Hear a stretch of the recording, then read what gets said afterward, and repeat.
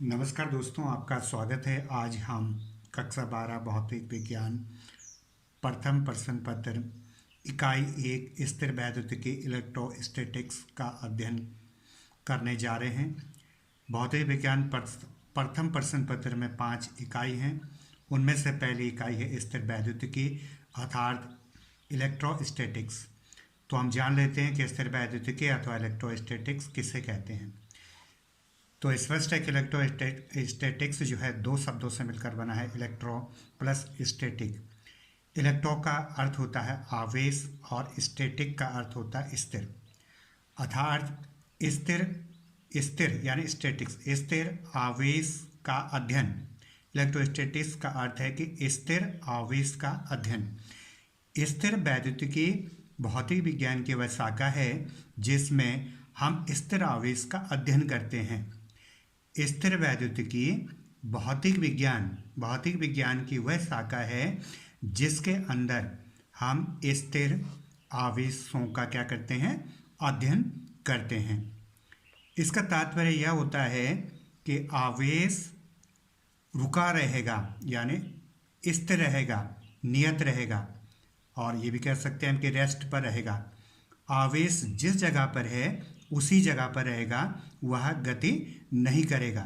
अर्थात स्थिर वैद्युतिकी इलेक्ट्रोस्टैटिक्स से हम समझते हैं कि स्थिर वैद्युतिकी भौतिक विज्ञान की वह शाखा है जिसमें हम स्थिर आवेश का अध्ययन करते हैं। जो चार्ज होगा हमारे पास वह स्थिर होगा, रेस्ट की अवस्था में होगा, रुका हुआ रहेगा, अर्थात वह जिस जगह पर है उसी जगह पर रहेगा, उसके अंदर कोई मूवमेंट नहीं होगा, वह किसी भी प्रकार की कोई गति नहीं करेगा।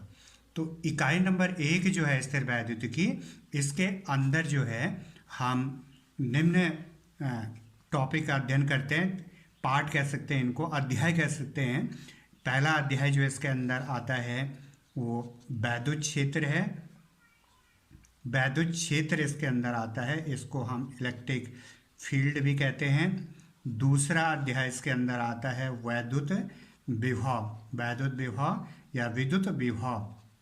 दूसरा अध्ययन इसके अंदर विद्युत विभव का करते हैं। तीसरी चीज जो इसके अंदर आती है संधारित्र का अध्ययन इलेक्ट्रोस्टैटिक्स के अंदर किया जाता है। और चौथी चीज है वैद्युत फ्लक्स का अध्ययन, और इसी में जो है प्लस करके गॉसेज थ्योरम भी आती है, गॉस की प्रमेय। तो अब आपको पता चल गया होगा कि इकाई नंबर 1 है भौतिक विज्ञान में। पहली इकाई है स्थिर वैद्युतिकी, अंग्रेजी में कहते हैं इसको इलेक्ट्रोस्टैटिक्स। यह दो शब्दों से मिलकर बना हुआ, इलेक्ट्रो प्लस स्टैटिक। इलेक्ट्रो का अर्थ होता है आवेश, स्टैटिक का अर्थ है स्थिर, अर्थात हम कह सकते हैं कि स्थिर वैद्युतिकी या स्थिर वैद्युतिकी भौतिक विज्ञान की वह शाखा है जिसमें हम स्थिर आवेश का अध्ययन करते हैं। तो इकाई नंबर जो 1 है स्थिर वैद्युतिकी इलेक्ट्रोस्टैटिक्स, इसके अंदर हम वैद्युत क्षेत्र, वैद्युत विभव, संधारित्र, वैद्युत फ्लक्स प्लस इसके अंदर जो है गॉस की प्रमेय भी आती है। तो ये इसकी जो गई चौथी 4 चीज़ों का हम इसके अंदर अध्ययन करते हैं। और ये चारों ही जो अध्याय आपके परीक्षा की दृष्टि से, बोर्ड परीक्षा की दृष्टि से अत्यंत महत्वपूर्ण है। और स्थिर वैद्युतिकी जो है ये भौतिक विज्ञान में परीक्षा की दृष्टि से अत्यंत महत्वपूर्ण स्थान रखता है। तो इसके अंदर जो है पार्ट नंबर जो हमारा 1 हो जाएगा वो हो जाएगा आपका पहला अध्याय जो है, इसके अंदर वैद्युत क्षेत्र हो जाएगा, ठीक है, इलेक्ट्रिक फील्ड हो जाएगा। वैद्युत क्षेत्र जो है आपका अध्याय नंबर 1, इसके अंदर इसका हम अध्ययन करेंगे। और इसके अंदर जो है पहला टॉपिक आज हम ले लेते हैं वैद्युत आवेश, ठीक है, वैद्युत आवेश। तो हमें जानने की कोशिश करते हैं कि वैद्युत आवेश क्या है। विज्ञान के अंदर जो है हमें कुछ चीज़ों का ध्यान रखना होता है, जैसे कोई भी चीज़ है क्या, कैसे, ऐसे मूलभूत अवधारणा हमारे दिमाग में आनी चाहिए किसी भी टॉपिक के अंदर जो है कि कैसे करके हुआ, किस प्रकार हुआ और क्यों हुआ है, तो ये चीज़ें जो हैं आपको जो है किसी भी टॉपिक के अंदर आपको जाननी ज़रूरी होती है। तो यहाँ पे पहला टॉपिक जो है वैद्युत आवेश है। तो ये तुरंत आपके दिमाग में आना चाहिए कि वैद्युत आवेश क्या है, वैद्युत आवेश क्या होता है। तो वैद्युत आवेश के बारे में जानने की कोशिश करते हैं।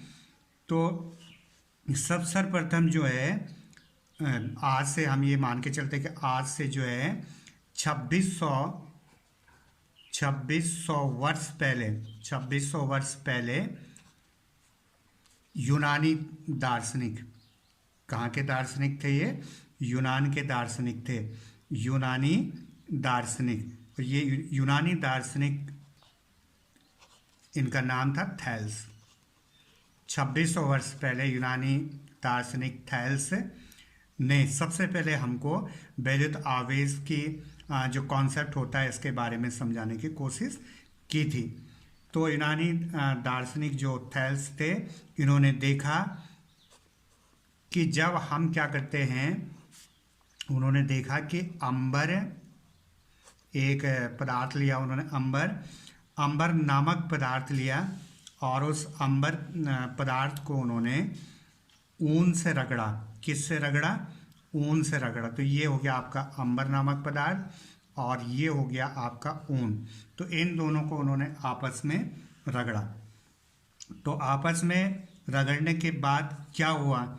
तो आपस में रगड़ने के बाद उन्होंने देखा कि अंबर नामक पदार्थ के अंदर जो है हल्की वस्तुओं का तात्पर्य है कि जैसे छोटे छोटे कागज होते हैं, छोटे छोटे कागज के जो है टुकड़े कह सकते हैं, तिनके कह सकते हैं, और छोटे छोटे जो है हम कण भी कह सकते हैं।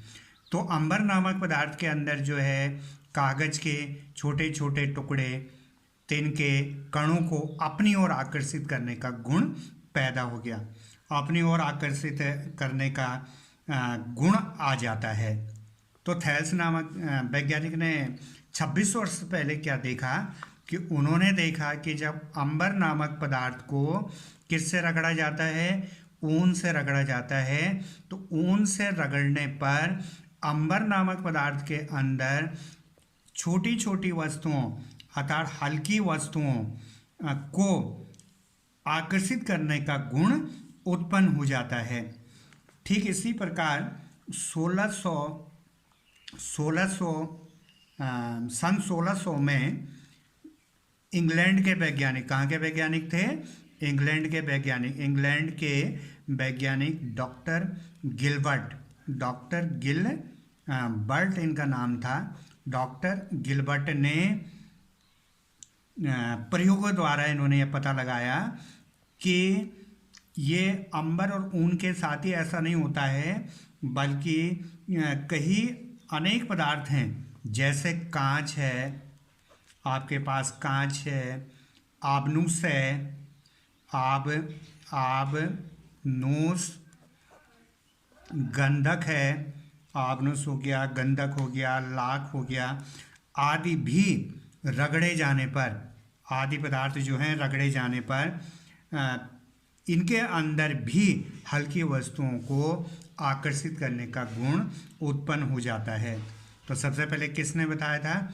यूनानी दार्शनिक जो थे थैल्स ने बताया था कि जब अंबर को ऊन से रगड़ा जाता है तो अंबर के अंदर हल्की वस्तुएं अर्थात छोटी छोटी वस्तुएं जैसे कागज के टुकड़े, छोटे टुकड़े, तिनके, कण आदि को आकर्षित करने का गुण पैदा हो जाता है। ठीक उसी प्रकार सन 1600 में इंग्लैंड के जो वैज्ञानिक थे डॉक्टर गिलबर्ट ने बताया कि अंबर की भांति ही कांच, आबनूस, गंधक, लाख आदि पदार्थों को रगड़े जाने पर उनके अंदर भी हल्की वस्तुओं को अपनी ओर आकर्षित करने का गुण पैदा हो जाता है।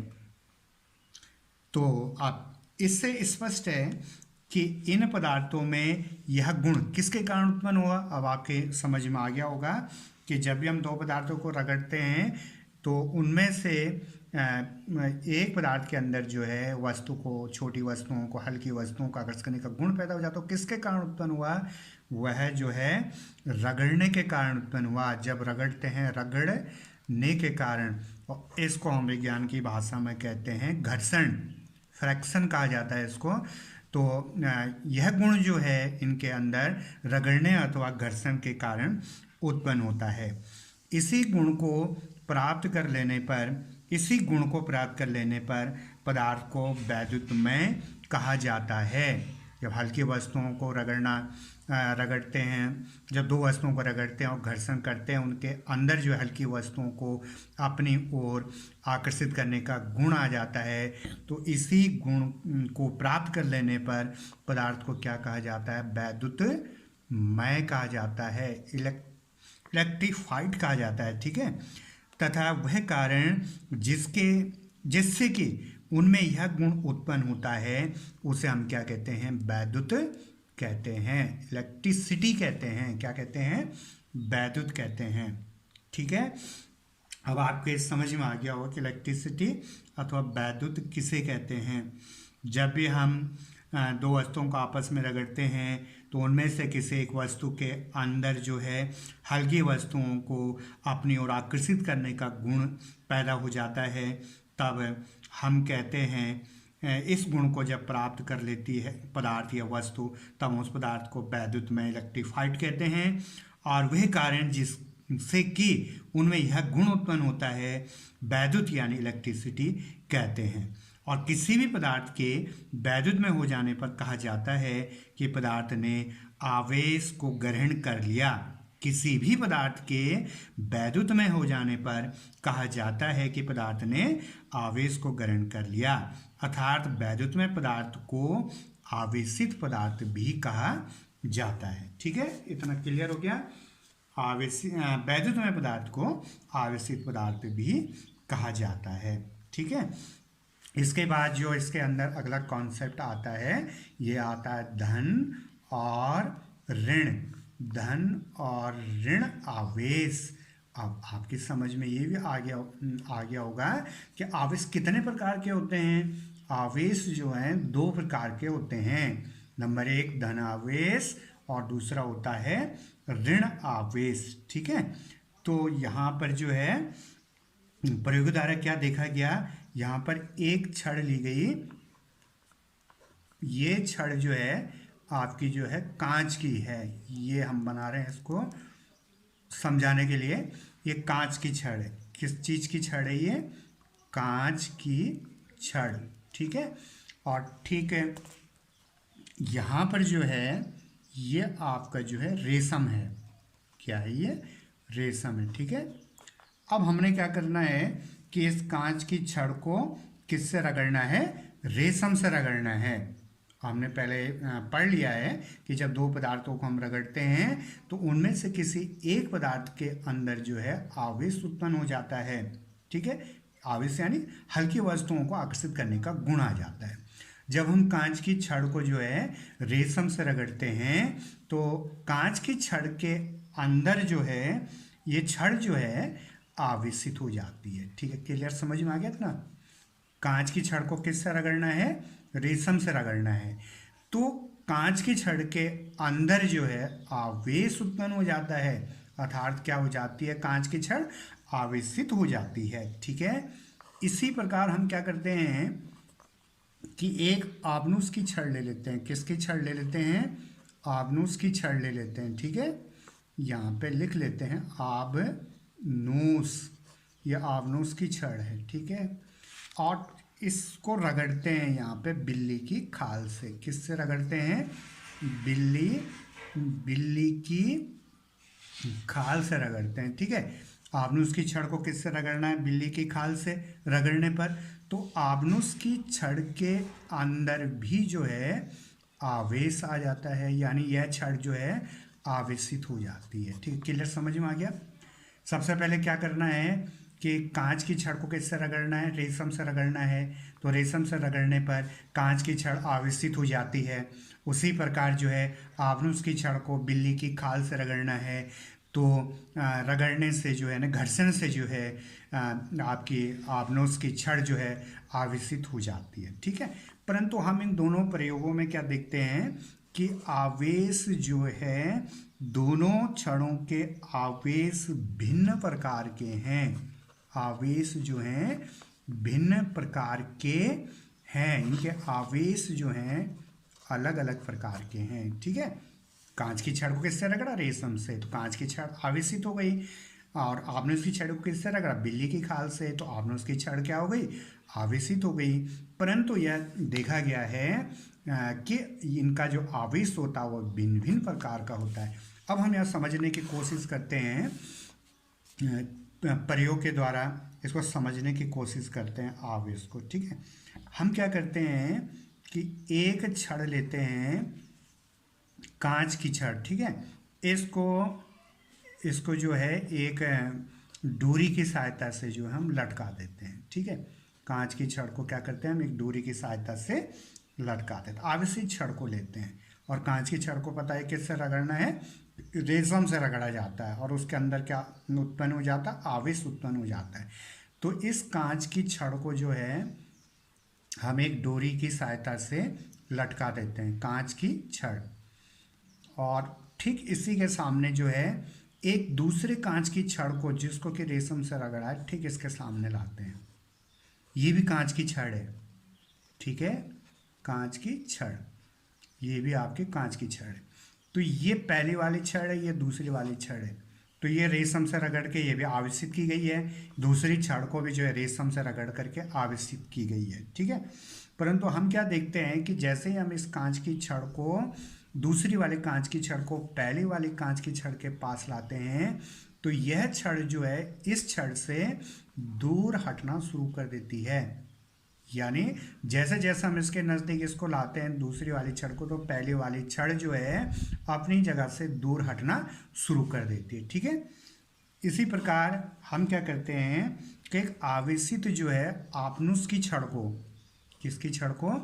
आपनुस की छड़ को, ये हो गई आपकी आपनुस की छड़। आपनुस की छड़, आवेशित आपनुस की छड़ को एक डोरी से लटका देते हैं, और ठीक इसके सामने दूसरी आवेशित, जो कि हमने किससे रगड़ी है? बिल्ली की खाल से, दोनों को बिल्ली की खाल से रगड़ा है, आवेशित किया गया है। फिर इसके सामने लाते हैं, ये भी आपनुस की छड़ है। किसकी छड़ है ये? आपनुस की छड़ को, और ये भी आवेशित है। तो जब हम इस छड़ को जो है पहली वाली छड़ के पास लाते हैं, तो ये छड़ भी जो है दूर हटती है, या अपनी जगह से क्या होती है? दूर हटती है। दोनों को आवेश दिया गया है, दोनों को रगड़ा गया है, दोनों को घर्षण किया गया है, और दोनों ही छड़ जो है एक दूसरे से क्या हटती हैं? दूर हटती हैं, ठीक है।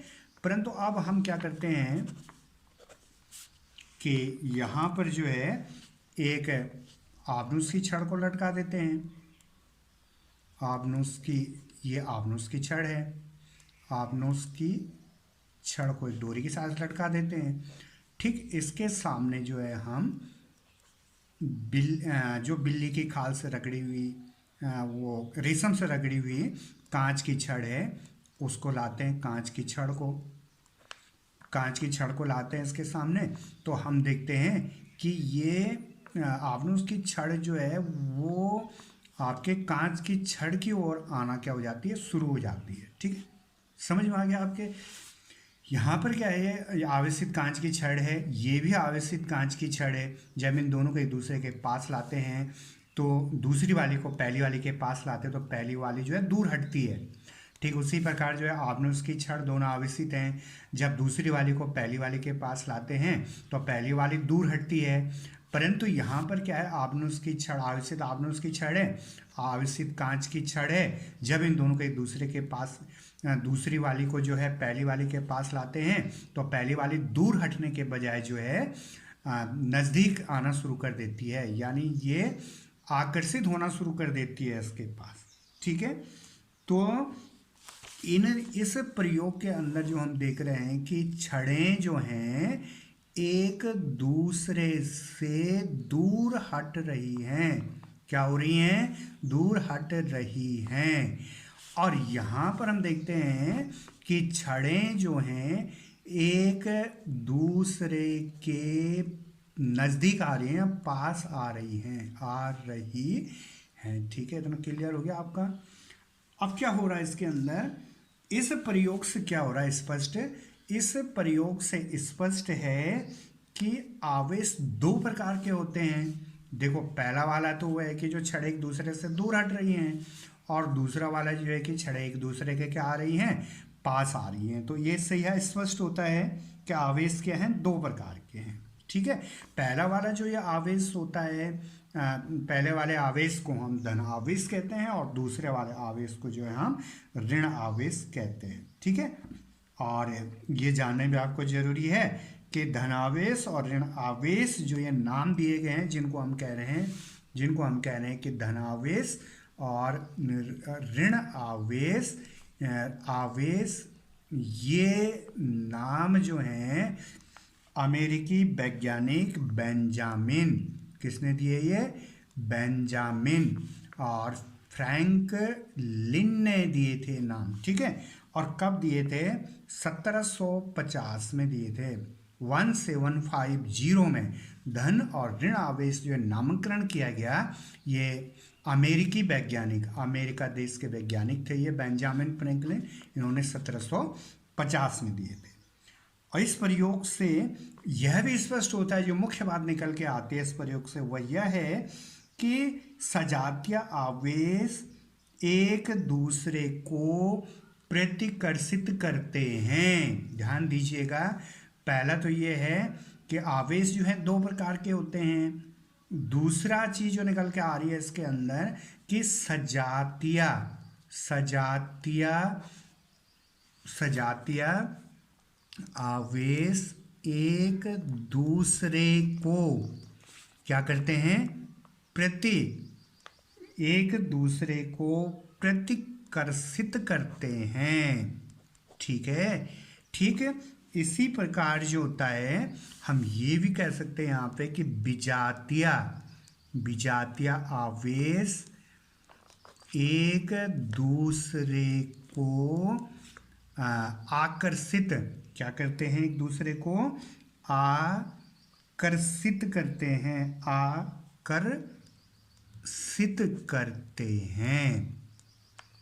ठीक है, अब कैसे करते हैं, देखो सजातीय आवेश एक दूसरे को क्या करते हैं, आकर्षित करते हैं। ये मेन चीज है इसकी, सजातीय आवेश। इस प्रयोग के अंदर हम देखते हैं कांच की छड़, ठीक है, दूसरी छड़ भी जो है कांच की छड़, तो ये सजातीय आवेश हो गया, समान आवेश हो गया इनके पास। कांच की छड़ को जो है रेशम से रगड़ा, दूसरी को भी जो है कांच की छड़ को रेशम से रगड़ा। अब ये भी कांच की छड़ हो गई, रेशम से रगड़ी हुई, घर्षण की हुई, कांच की छड़ ये भी हो गई, तो ये सजातीय एक जैसे आवेश हो गए, कांच की छड़, ये सजातीय आवेश। और ये क्या कर रहे हैं, एक दूसरे को प्रतिकर्षित कर रहे हैं। ठीक है, उसी प्रकार जो आव्नुस की छड़, ये दोनों आवेशी छड़ें हैं, और ये से दूर हट रही है, यानी ये समान जाति के हो गए हैं, तो यह एक दूसरे को क्या कर रहे हैं, प्रतिकर्षित कर रहे हैं। फिर हमने कहा था कि विजातीय आवेश एक दूसरे को आकर्षित करते हैं। आव्नुस की छड़ है और ये कांच की छड़ है, ये अपने आप में जो है विजातीय हो गए हैं। आव्नुस की छड़ अलग हो गई है, कांच की छड़ अलग हो गई है, क्योंकि आव्नुस की छड़ को जो है हमने किससे रगड़ा, बिल्ली की खाल से। कांच की छड़ को किससे रगड़ा, ये रेशम से रगड़ा था। तो ये एक दूसरे को क्या कर रही हैं, आकर्षित कर रही हैं। ठीक है, तो ये जो है कांच की छड़ और आव्नुस की छड़ ये समान जाति के हो गए हैं। और सजातीय आवेश जो होते हैं एक दूसरे को प्रतिकर्षित करते हैं, दूर हट रहे हैं एक दूसरे से। और जो विजातीय आवेश होते हैं आव्नुस की छड़ और कांच की छड़, ये एक दूसरे को आकर्षित करते हैं। तो इससे हमें यह पता चला कि आवेश जो होता है दो प्रकार का होता है, एक धनावेश और एक ऋण आवेश। और यह नाम जो है अमेरिकी वैज्ञानिक बेंजामिन फ्रैंकलिन ने 1750 में दिए थे।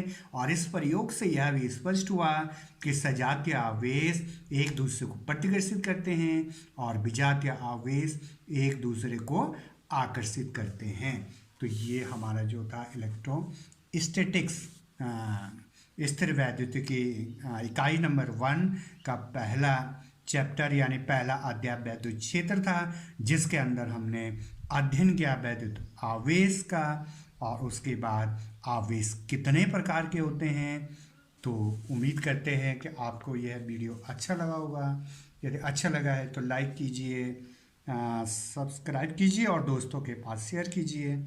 और हम जल्दी जो है दूसरा वीडियो लेकर भी इसका आएंगे। तब तक के लिए धन्यवाद। Thank you.